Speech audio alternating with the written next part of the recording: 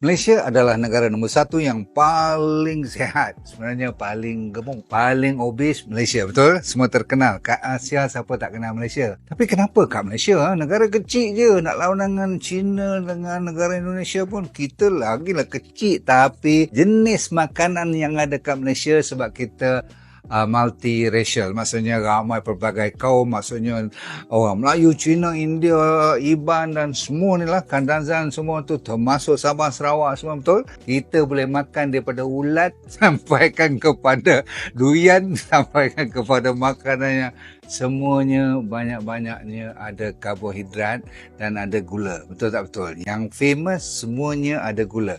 Tak ada gula tak laku. Pergi supermarket cukup. Ni bukan cerita makanan lama, makanan moden sekarang lagi banyak.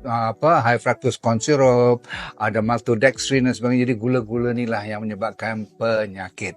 Anda nak lawan gula, nak harapkan nafsu saja.